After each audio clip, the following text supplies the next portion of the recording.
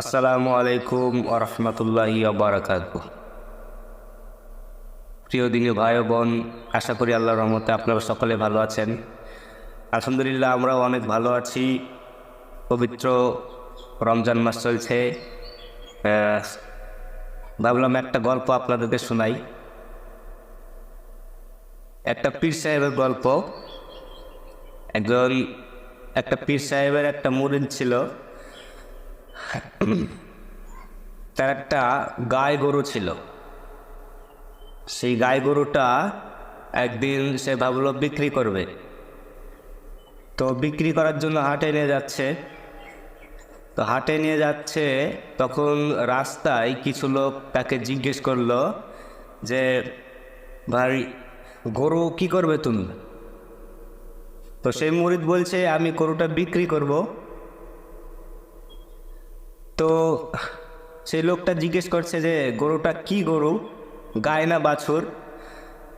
তো মুরিদটা বলছে যে এটা বাছুর, অথচ গরুটা কিন্তু গাই। তখন লোকটা বলছে যে, কি বলছো তুমি, পাগল টাগল হয়ে গেলে নাকি? এটা তো গাই গরু, আমি দেখতে পাচ্ছি এটা গাই গরু, তুমি বাছুর বলছো কেন? তখন মুরিদ বলছে, এটা গাই গরু, এটা বাছুর গরু।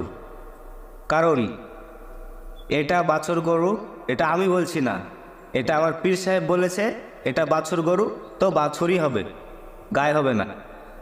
তো লোকটা মনে হয় ভাবছে যে পাগল টাগল হবে, কিছু বললো না, সে চলে গেল। কিছু দূর যাওয়ার পর আরও কিছু লোক তাকে জিজ্ঞেস করছে যে, গাই গরু নিয়ে কোথায় যাচ্ছ? তখন সে মুরিদটি বলছে, গাই গরু মানে? আরে এটা তো বাছুর গরু, গাই গরু বলছো কেন? তখন সেই লোকগুলো বলছে, আরে এটা তো গাই গরু, আমরা দেখতে পাচ্ছি, তুমি বলছো বাছুর গরু। তখন সেই মুরিদটি আবার বলছে যে, শোনো, তোমরা বলছো এটা গাই গরু, কিন্তু আমার পীর সাহেব বলেছে এটা বাছুর, তাহলে এটা বাছুরই হবে। তোমরা যতই বলো গাই গরু, আমার কাছে এই গরুটা বাছুর। ঠিক তেমন কিছু মানুষ আছে সমাজে যে কোরআন হাদিস দ্বারা স্পষ্ট বিষয়, একদম স্পষ্ট বিষয় আছে, কিছু কথা তারা মানবে না। কিছু কিছু লোক আছে তারা মানবে না। কেন?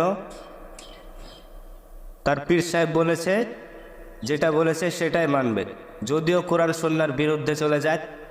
সে কথাটা কোরআন সুন্নাহর বিরুদ্ধে, তার পীর সাহেবের কথাটা কোরআন সুন্নাহর বিরুদ্ধে চলে যাক, ওই পীর সাহেবের কথাটাই মানবে। তাই বলছি, সময় এখনো আছে, আল্লাহর পথে ফিরে আসুন, বন্ধ মুরিদ হয়েন না।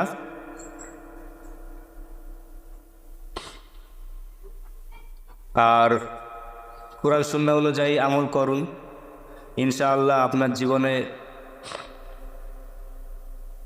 ভালো হবে। তো এইটুকুই ছিল সেই গল্পটুক, আশা করি ভালো লাগবে। ধন্যবাদ। আসসালামু আলাইকুম ওয়া রাহমাতুল্লাহ।